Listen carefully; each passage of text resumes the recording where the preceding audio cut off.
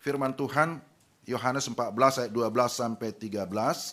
Mari kita baca bersama-sama firman Tuhan ini.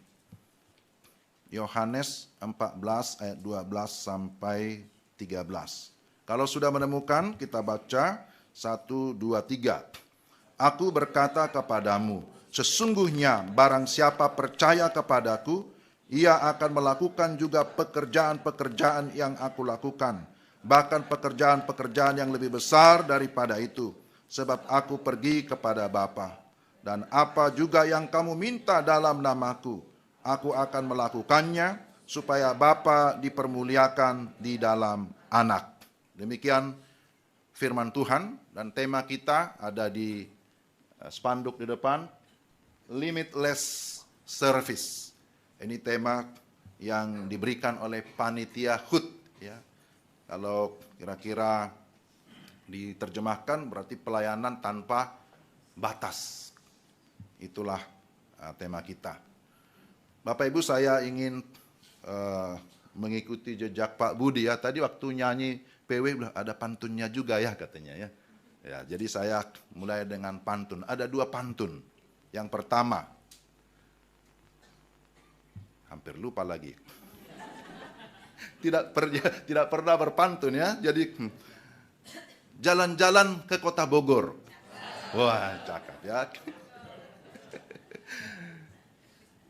Jangan lupa singgah di Nine Lotus.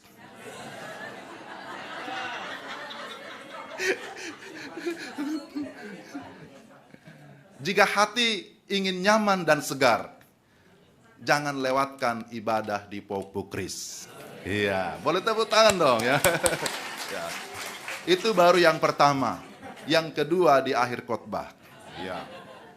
Baik Bapak Ibu, kita sudah membaca firman Tuhan. Temanya adalah pelayanan tanpa batas. Kalau kita memperhatikan konteks bacaan kita, Yohanes pasal 13 sampai 14, itu berkisar pada percakapan Tuhan Yesus dengan murid-muridnya menjelang masa-masa penderitaannya, bahkan menjelang masa penyalipan dan kematiannya.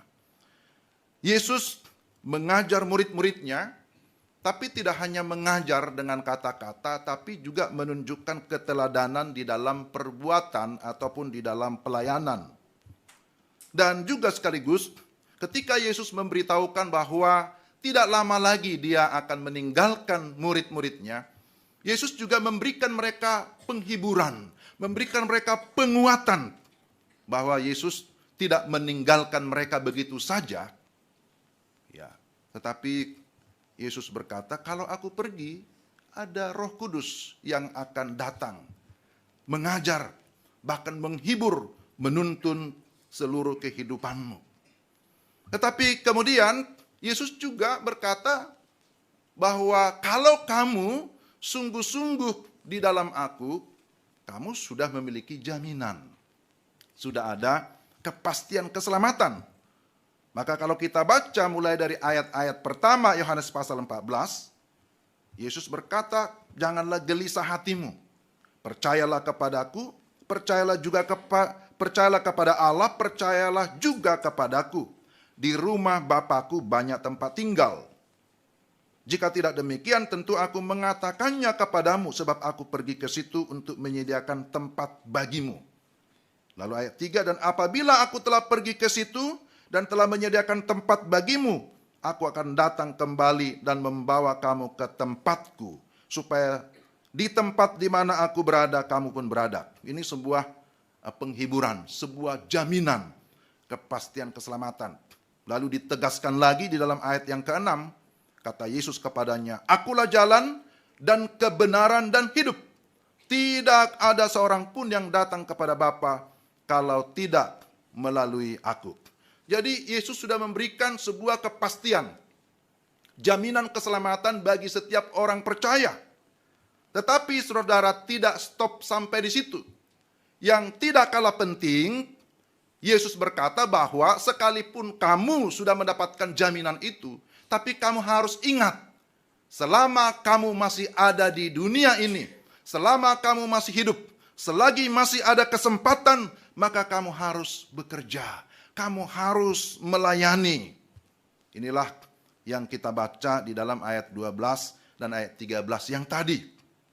Jadi Bapak Ibu, berkaitan dengan tema kita, pelayanan tanpa batas, saya ingin menyampaikan ada 3 hal secara singkat saja. Ya mudah-mudahan singkat benaran ya.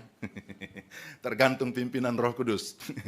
Yang pertama Bapak Ibu, berbicara tentang pelayanan tanpa batas, berarti yang pertama, pelayan dan juga pelayanannya, pelayan dan pelayanannya ya.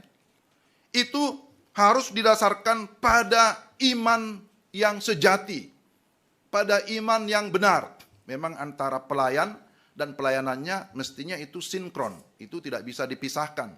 Saya tidak bisa hanya berkata saya ini sudah beriman, tapi saya melakukan pelayanan di luar iman. Itu kan tidak bisa. Jadi harus sejalan. Kalau kita perhatikan Bapak Ibu, Injil Yohanes itu sangat kental menekankan tentang iman. Kalau kita baca dari pasal 1 sampai seterusnya, itu diulang-ulang. Kata iman atau percaya, karena inti di dalam Injil Yohanes salah satu itu berkaitan dengan iman, berkaitan dengan percaya. Kalau kamu tidak percaya kepada Yesus, kalau kamu tidak beriman kepada Yesus, maka kamu tidak akan mendapatkan kepastian itu. Itu kan sudah dimulai ya di dalam Yohanes pasal 1 ayat 12. Baru pasal 1 sudah menekankan tentang itu. Yohanes pasal 1 ayat 12 dikatakan begini, tetapi semua orang yang menerimanya diberinya kuasa supaya menjadi anak-anak Allah, yaitu mereka yang percaya dalam namanya. Kalau kita baca terus, diulang-ulang lagi, percaya. Jadi kata percaya, kata pistis itu menjadi penekanan di dalam Injil Yohanes. Artinya Yohanes ingin menekankan bahwa tanpa iman kita nggak bisa berbuat apa-apa. Di luar iman yang sejati kita tidak mungkin berkenan kepada Allah. Jadi kepastian itu kita dapatkan karena kita memiliki iman yang sejati. Jadi Bapak Ibu yang terkasih dalam Tuhan, bicara tentang iman yang sejati atau iman yang benar, tentu bukan hanya pada sebuah pengakuan atau kredo. Karena tadi kita sudah mengucapkan pengakuan iman rasuli. Pengakuan iman rasuli itu bisa dihafalkan, tetapi iman itu bukan untuk dihafal, tetapi itu harus diaplikasikan. Maka kita berkata harus ada ketaatan kepada iman, ada faith in action, ada tindakan iman. Jadi mari kita mengevaluasi lagi, apakah saya sudah memiliki iman yang sejati. Dan saya harap di ulang tahun yang ke-22, tidak ada lagi anggota jemaat yang meragukan kepastian keselamatan hanya ada di dalam nama Tuhan Yesus Kristus. Amin. Oke, aminnya kurang. Amin ya. Semua yakin bahwa saya adalah orang yang beriman, iman yang benar, iman yang sejati, yang sungguh-sungguh percaya dan menerima Yesus sebagai Tuhan dan Juru Selamat, tetapi juga yang hidup di dalam iman yang benar itu. Nah, saudara-saudara, kita perlu mengevaluasi supaya ya kita clear terhadap iman yang sejati ini. Karena kalau kita baca di dalam pasal sebelumnya, di situ ada teguran Yesus juga kepada murid-muridnya. Petrus yang adalah murid Yesus, dia ditegur ya, karena ternyata dia sangat emosional. Kalau kita baca di dalam Yohanes 13 ayat 37 sampai dengan 38. Kata Petrus kepadanya, Tuhan, mengapa aku tidak dapat mengikuti Engkau sekarang? Aku akan memberikan nyawaku bagimu. Jawab Yesus, nyawamu akan kau berikan bagiku? Sesungguhnya aku berkata kepadamu, sebelum ayam berkokok, engkau telah menyangkal aku 3 kali. Padahal dia baru saja berkata, aku akan mengikuti engkau, nyawaku akan kuberikan. Wah, ini seolah-olah hebat ya, satu pengakuan. Tetapi Yesus menegur, kamu akan menyangkal aku sebelum ayam berkokok. Nah saudara, ini adalah iman yang emosional, yang kadang juga semu ya. Tapi bukan hanya Petrus yang ditegur, ada juga murid Yesus yang lain, seperti Thomas. Thomas juga mengaku sebagai murid Yesus, tetapi dia juga ternyata meragukan. Bahkan dia berkata, kalau aku tidak mencucukkan jariku gitu ya, ke bekas paku itu, maka aku tidak percaya. Dia ragu. Dan kemudian ketika Yesus berkata, Thomas, ini aku. Cucukkanlah jarimu. Apakah dia mencucukkan jarinya? Ternyata tidak ya. Akhirnya dia berkata, engkau Tuhanku, engkau Allahku. Di dalam konteks bacaan kita juga kita menemukan namanya Filipus. Filipus ya, kalau kita lihat di dalam ayat selanjutnya itu, di dalam ayat 8, kalau tadi tentang Thomas, di dalam ayat yang ke-5, kemudian di dalam ayat yang ke-8 ada Filipus, Tuhan tunjukkanlah Bapa itu kepada kami, itu sudah cukup bagi kami. Jadi dia ternyata belum memiliki keyakinan yang sungguh-sungguh. Dia mau mendapatkan pengalaman yang spektakuler, pengalaman yang khusus, baru dia mau percaya. Jadi Bapak Ibu yang dikasihi Tuhan, ada Petrus yang emosional, ada namanya Thomas yang rasional, ada yang namanya Filipus yang pragmatis. Tapi apakah itu iman yang sejati? Tapi kita berkata puji Tuhan karena akhirnya ketiga hamba Tuhan ini dimurnikan oleh Tuhan. Ketika mereka sungguh-sungguh mengalami kuasa kebangkitan Yesus, akhirnya mereka dipulihkan. Baik yang namanya Thomas, yang namanya Petrus, yang namanya Filipus, pada akhirnya mereka mendapatkan pemulihan karena mereka sudah mengalami kuasa kebangkitan Yesus Kristus. Jadi Bapak Ibu yang terkasih dalam Tuhan, kita semua sudah mengalami kuasa kebangkitan Yesus. Maka jangan pernah meragukan ketuhanan Yesus. Jangan pernah kita menyangsikan tentang ketuhanan Yesus. Bahwa Yesus itu adalah Tuhan dan Juru Selamat satu-satunya. Tidak ada yang lain.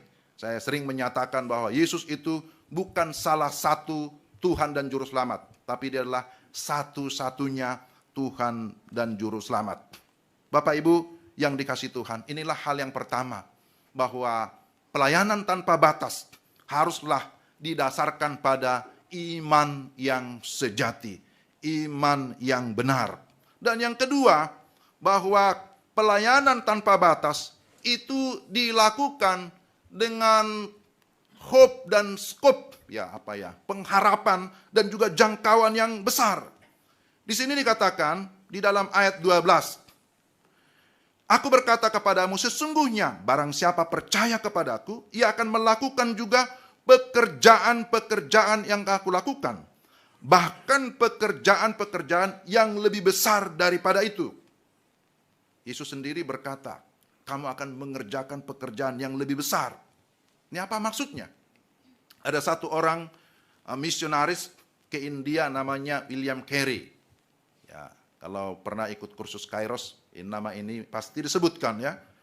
Jadi William Carey pernah membuat statement begini, harapkanlah hal-hal yang besar dari Allah. Tapi usahakanlah hal-hal yang besar bagi Allah. Jadi kita tidak hanya beriman dan berharap bahwa Tuhan akan melakukan perkara yang besar. Tapi ketika kita memiliki iman, memiliki pengharapan Allah mengerjakan hal yang besar, maka kita juga harus mengusahakan hal-hal yang besar bagi Allah. Artinya kita iman yang sejati itu tidak lipat tangan kan gitu ya. Iman yang sejati bukan berarti kita hanya diam berdoa, tidak. Tapi iman yang sejati harus disertai dengan tindakan iman. Dan iman itu pastilah selalu berhubungan dengan pengharapan. Iman disertai dengan tindakan. Ada satu kerinduan, ada satu kemauan untuk melaksanakan mandatnya Tuhan. Bahkan dikatakan kita dapat mengerjakan pekerjaan yang lebih besar. Nah, inilah yang disebut sebagai pelayanan yang tanpa batas. Seperti apa yang dimaksudkan oleh firman Tuhan ini? Bahwa pelayanan tanpa batas, Bapak Ibu, itu tidak dibatasi oleh yang namanya pertama geografi atau wilayah. Jadi ketika Yesus berkata, kamu dapat melakukan pekerjaan yang lebih besar, itu bukan berarti tentang kualitasnya bahwa kita bisa melakukan yang lebih berkualitas dari Tuhan, tidak. Tapi pertama kita lihat dari sisi geografi. Kalau pada masa dahulu Yesus hanya melayani di sekitar Israel gitu ya, sekitar Palestina, sekitarnya. Tetapi ketika dia mengutus murid-muridnya, maka murid-murid diutus melintasi Yerusalem, melintasi Yudea, Samaria, bahkan sampai ke ujung bumi. Itulah sebabnya kita bersyukur hari ini kita menjadi orang Kristen, karena ke daerah kita masing-masing ada utusan misi. Nah, itulah yang disebutkan bahwa murid-murid bisa melakukan pekerjaan yang lebih besar secara skop, secara jangkauan wilayah yang lebih luas, tidak ada batasan. Ya, seperti tadi kita doakan ya, Holy akan ke Jerman. Itu keluar dari Eropa, enggak ya, ini sentra Eropa. Akan masuk lagi ke Eropa yang sesungguhnya. Puji Tuhan ya. Ya, kemudian melayani tanpa batas itu juga bisa dilihat dari sisi kuantitas. Bahwa tidak ada batasan jumlah orang atau suku bangsa yang akan kita layani. Ketika Yesus ada di dalam dunia ini, dia memilih murid-muridnya, ada kelompok 12, ada kelompok 70, kemudian ada pelayanan murid-muridnya, ada 120, ada 3.000, ada 5.000, dan seterusnya. Tetapi pelayanan gereja pada masa kini tidak pernah ada batasan suku, kaum, bahasa, atau batasan kuantitas. Jadi tidak ada batasan misalnya bahwa orang yang percaya itu nanti hanya 144.000 misalnya. Itu juga ada pengajaran tapi itu tidak alkitabiah. Nah, saudara yang terkasih dalam Tuhan, inilah pelayanan tanpa batas. Tanpa batas kesukuan, tanpa batas bahasa, tanpa batas yang namanya jumlah, kita bisa sampai kemana saja Tuhan pimpin. Kemudian, melayani tanpa batas juga kita bisa lihat dari sudut sosial. Bahwa secara sosial tidak ada batasan usia.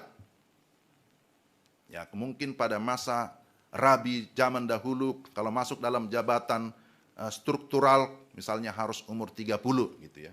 Tetapi sekarang tidak lagi. Bahwa semua orang bisa melayani. Bahkan anak-anak kecil juga bisa melayani. Nah, kita rindu supaya gereja Pokpukris juga bertumbuh dan berbuah dengan cara bagaimana? Melibatkan semua SDM, semua potensi yang ada, mulai dari anak-anak kecil sampai kepada yang sudah lansia. Dan ini yang menjadi beban kita. Jadi tidak ada istilahnya bahwa jemaat yang tidak produktif. Mungkin kalau di dunia kerja ada istilah itu. Nah, ini sudah tidak produktif. Nah, dilihat dari bonus demografi katanya. Tetapi di gereja saya pikir bahwa gereja tidak memakai istilah tidak ada lagi tidak produktif. Tapi semua bisa dipakai Tuhan. Itu dari sisi usia. Juga tidak ada batasan bahwa ini memiliki latar belakang pendidikan. Wah, ini pendidikan yang cocok untuk melayani harus dari sekolah teologi. Tidak juga. Tidak ada batasan di gereja yang menyatakan bahwa menjadi pelayan itu harus dari sekolah Alkitab, tapi dari sekolah mana saja. Tapi yang memiliki kerinduan, memiliki panggilan, tidak ada batasan yang namanya pendidikan. Demikian juga tidak ada batasan pekerjaan. Maka gereja Oikumene adalah gereja yang terbuka bagi semua orang. Semua suku ada di sini, semua jenis pekerjaan, semua pendidikan, semua jenis usia ada di sini. Nah, kita mau mengedepankan Oikumene itu, bahwa Oikumene adalah rumah kita bersama. Jadi gereja kita harus menjadi yang terbuka, gereja yang inklusif.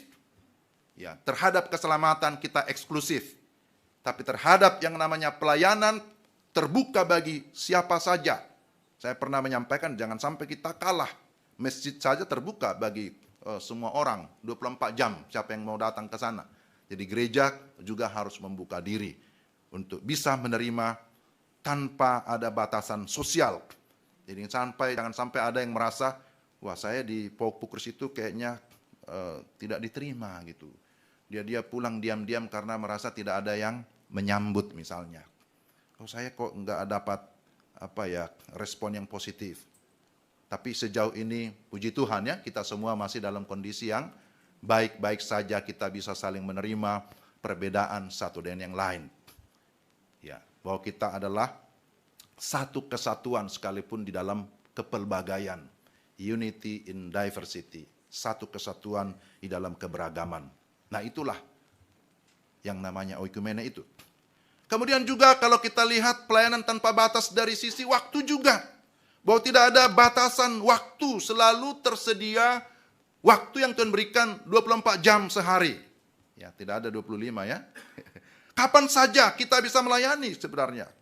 Di dalam Alkitab juga ditekankan bahwa kapanpun orang itu mau datang melayani.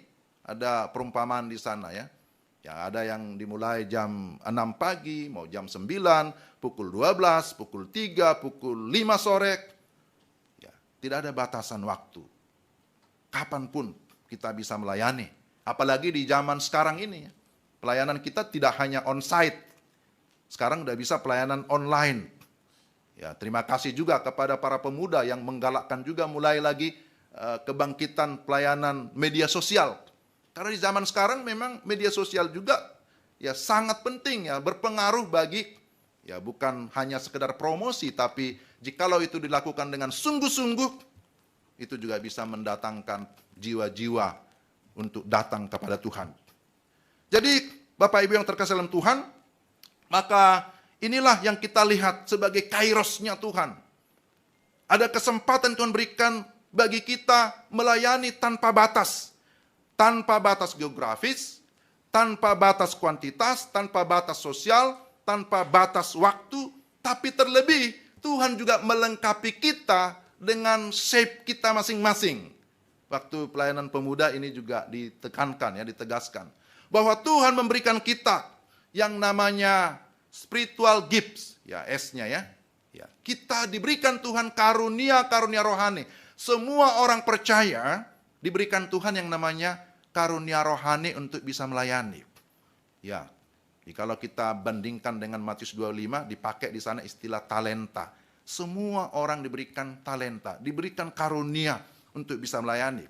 Hanya persoalannya, apakah kita mau mengembangkan talenta itu, kita mau mengembangkan karunia itu, atau sebaliknya, kita mau menguburnya.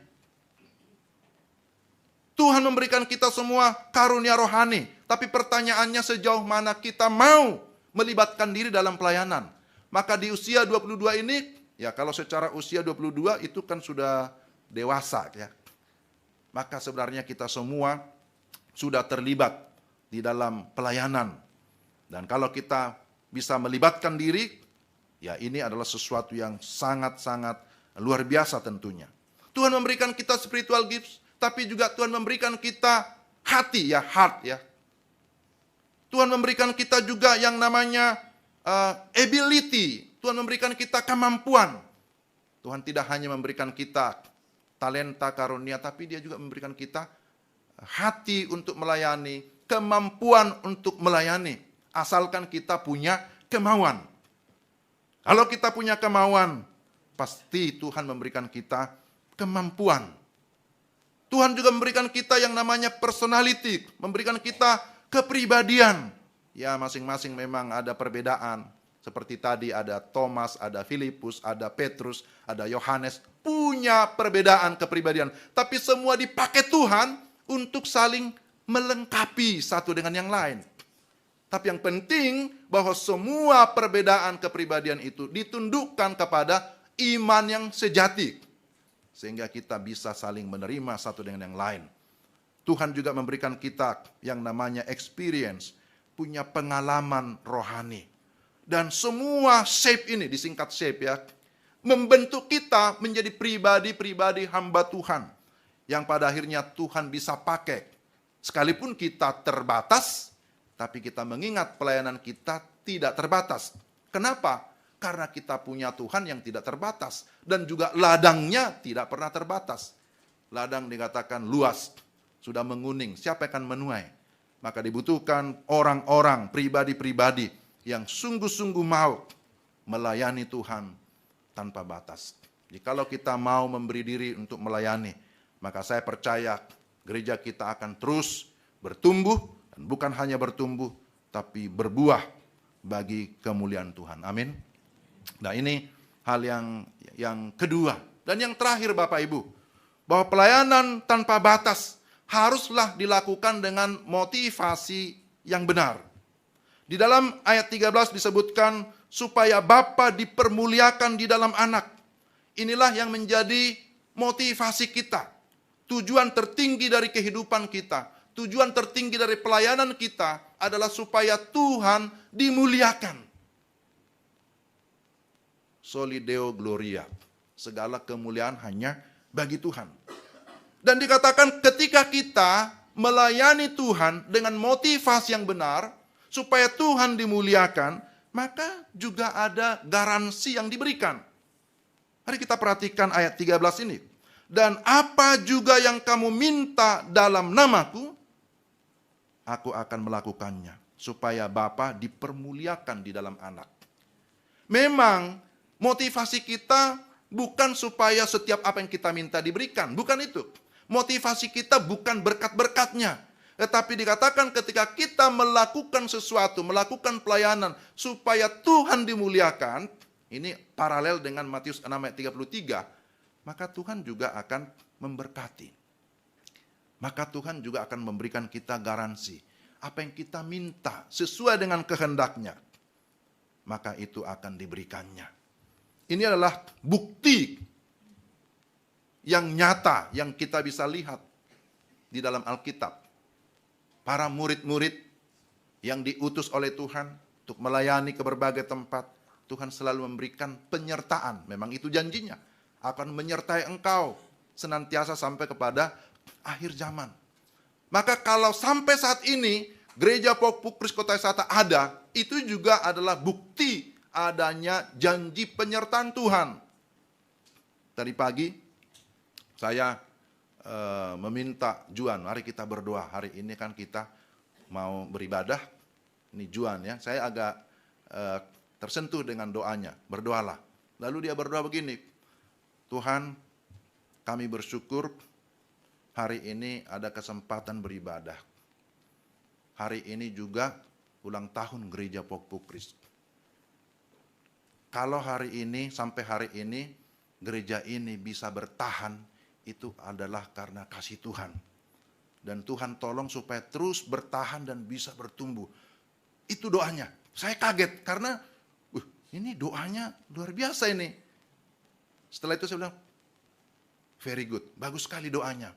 Saya tidak menyangka doanya seperti itu. Artinya dia memberikan sebuah penegasan, kalau sampai saat ini bisa bertahan 22 tahun, itu karena Tuhan. Karena kita melihat bagaimana ya di tengah-tengah dunia ini munculnya banyak denominasi, munculnya banyak gereja, tanda kutip ada persaingan, kompetisi, setelah melewati COVID dan lain sebagainya, tidak mudah. Tapi kalau sampai saat ini Bapak Ibu kita masih ada di sini, kita masih bisa bertahan, itu karena Tuhan. Amin ya, karena Tuhan. Luar biasa penyertaan Tuhan. Jadi karena itu Bapak Ibu, mari kita melakukan pelayanan dengan motivasi yang benar. Motivasinya adalah supaya Tuhan dimuliakan. Bukan supaya mendapatkan pujian secara pribadi. Supaya saya dilihat ya begitu memikat oleh manusia. Tidak. Jadi kita hindari motif-motif terselubung. Tapi kita mau tekankan motivasi yang benar. Kalau saya ada di sini sebagai pendeta, saya melayani karena Tuhan memanggil dan tujuan saya hanya satu, Tuhan dimuliakan. Demikian juga Bapak Ibu para majelis, semua jemaat kita yang dipakai untuk melayani. Mari kita terus memohon kepada Tuhan. Tuhan tolong saya, kuduskan saya, supaya saya melayani Tuhan yang disenangkan, Tuhan dimuliakan. Kalau Tuhan dimuliakan, Tuhan disenangkan, saya percaya semua jemaat juga pasti akan diberkati oleh Tuhan. Bapak Ibu yang dikasih Tuhan, gereja ada memang karena Tuhan yang mendirikan. Tuhanlah pendiri gereja. Dan gereja didirikan juga memang melalui para tokoh-tokoh mula-mula yang ada di sini. Kita bersyukur juga pada orang tua, para penatua, para tokoh-tokoh gereja Pok Pukris yang dipakai Tuhan untuk memulai gereja ini. Itu tidak bisa, sejarah itu juga harus diingat. Ya. ada Pak Sutopo, ya, yang awal-awal ya. Ada Pak Pesik, nggak ada ya hari ini ya. Ada Pak Tigor, ada Pak Johan, ada yang lain-lain yang saya dengar. Kemudian kami, ada Opa Fari menyusul, saya juga menyusul dan yang lain-lain. Saya tidak sebut satu persatu semua. Tapi ini semua adalah sejarah yang memang harus dicatat, yang kita tidak bisa abaikan. Dan kita bersyukur untuk apa yang Tuhan sudah perbuat. Tapi kita juga berdoa, kita rindu supaya semua tokoh-tokoh mula-mula ya lebih lagi untuk melihat gerejanya bertumbuh. Para bapak-bapak, ibu-ibu, tokoh mula-mula supaya lebih lagi melihat gereja ini. Supaya gereja ini bisa mengalami kemajuan. Ya, jadi itu adalah harapan saya secara pribadi. Supaya kita sama-sama memajukan gereja kita. Demikian juga semua yang muda-muda. Yang muda-muda inilah generasi sekarang, tapi juga generasi yang akan datang. Generasi penerus. Kalau orang muda sudah tidak ada lagi, maka gereja tidak lama lagi akan tutup. Seperti di beberapa gereja di Eropa. Karena itu kita bersyukur bahwa generasi muda sekarang, saya melihat semangatnya. Mereka melayani dengan sungguh-sungguh. Tidak apa-apa kita beri aplaus untuk pemuda-pemudi ya. Ya. Ya. Kita doakan dan dukung mereka. Karena itu para orang tua mendorong anak-anaknya, ayo, kamu masih muda. Ayo melayani, ayo melayani. Melayani tanpa batas. Apa yang bisa diberikan? Ya, supaya bisa menjadi berkat bagi jemaat, bagi orang lain. Gereja ini sudah 22 tahun. Kita bersyukur sekali lagi, tepatnya kemarin ya, tanggal 25 November. Dan kita akan terus menjalani pelayanan ini dengan berdasarkan firman Tuhan yang memberikan kita janji jaminan bahwa kamu dapat melakukan pekerjaan-pekerjaan yang lebih besar, artinya yang lebih luas. Kehadiran kita akan berdampak lebih besar bagi dunia ini. Tugas kita belum selesai.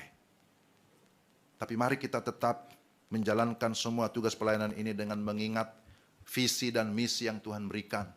Bagaimana gereja kita menjadi gereja yang oikumenis, menjadi satu keluarga. Ya, kita ini adalah satu keluarga di dalam Tuhan. Tapi menjadi gereja yang misioner, yang tidak hanya melihat ke dalam, tapi juga melihat keluar. Itu sebabnya kita mau mendoakan suku-suku bangsa. Kita mau terlibat dalam pengutusan para misionaris. Kita mau melihat supaya dunia ini, orang-orang belum percaya, juga pada akhirnya bisa mengenal Yesus Kristus sebagai Tuhan dan Juru Selamat. Jadi seperti kata William Carey, harapkanlah hal-hal yang besar, tapi usahakanlah juga hal-hal yang besar bagi Tuhan. Mari kita terus melayani Tuhan.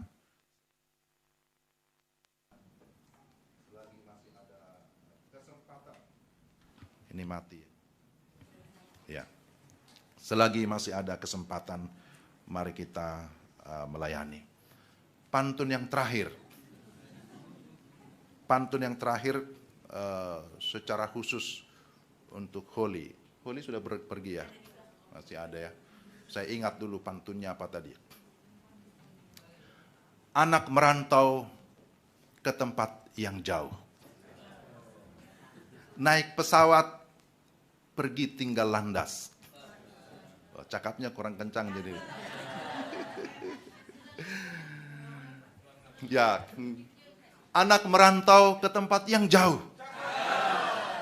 Naik pesawat pergi tinggal landas.